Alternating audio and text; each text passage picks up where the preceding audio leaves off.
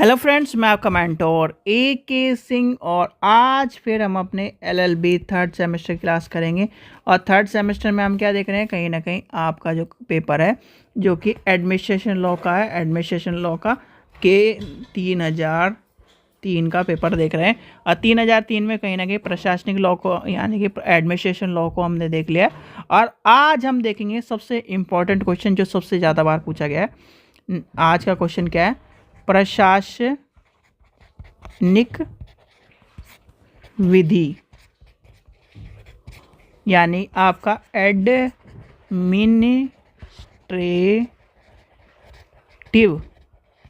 Law और संवैधानिक विधि यानी कि कॉन्स्टिट्यूशनल लॉ, इनका डिफरेंस देखेंगे यानी कि डिफरेंस बिटवीन देखेंगे, डिफरेंस बिटवीन। ठीक है, अब डिफरेंस बिटवीन हमें पता होना चाहिए क्योंकि यह क्वेश्चन सबसे ज़्यादा बार आता है, तो आपको पता होना चाहिए कि प्रशासन विधि और आपका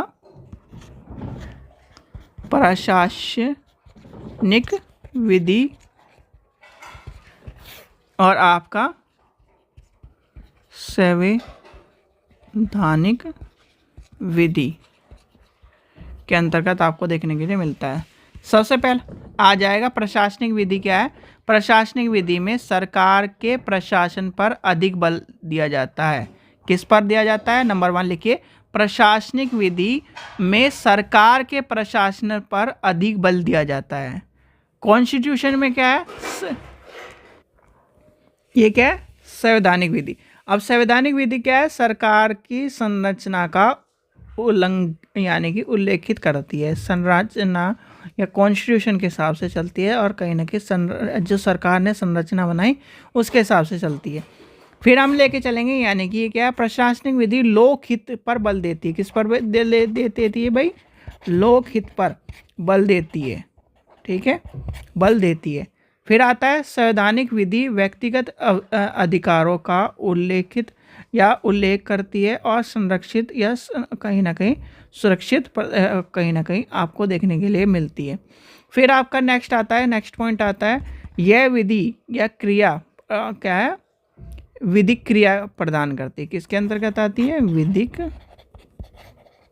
क्रिया प्रदान करती है। ये क्या है? यह विधिक संरचना प्रदान करती है।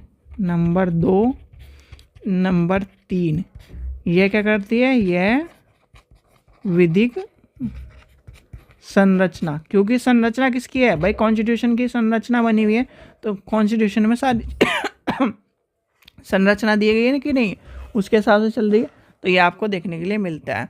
फिर आपका आता है यह विधि शासन के कार्य को अध्ययन पर बल देती है, यानी कि शासन के जो कार्य हैं उस पर बल देती है। क्या है? शासन के कार्यों के अध्ययन पर बल देती है। और ये क्या है? यह विधि शासन के गठन और कर्तव्यों को समझाती है। ये क्या करती है भाई? आपको इस तरह काम करना है।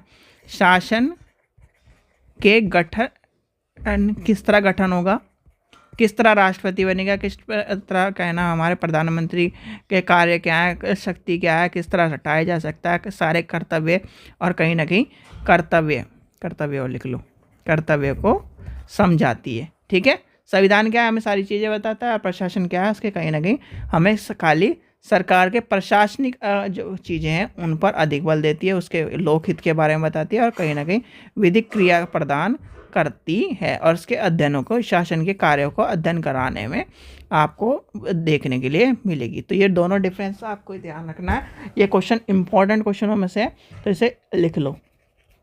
ठीक है, हिंदी मीडियम वाले स्टूडेंट लिख लो। अब कल जो आपका आंसर राइटिंग वाली वीडियो आपको मिली होगी तो उसमें आपको बहुत सारी चीज़ें समझ में आई होगी और कहीं ना कहीं हिंदी मीडियम वाले स्टूडेंट पहली बार इस तरह का सोच रहे होंगे कि एक पेज पे हम लिखते आ रहे थे और कहीं ना कहीं नंबर क्यों कट रहे थे। तो इस चीज़ का आपको आंसर वहाँ मिल गया है और इस तरह से आपको लिखना है जैसे मैंने डिफरेंस बिटवीन करके लिखा हुआ है। ठीक है बच्चों, चलिए आशा करता हूँ आपको वीडियो पसंद आई। वीडियो पसंद आई तो लाइक करें, चैनल को सब्सक्राइब करें, वीडियो को ज़्यादा से शेयर करें। Thank you.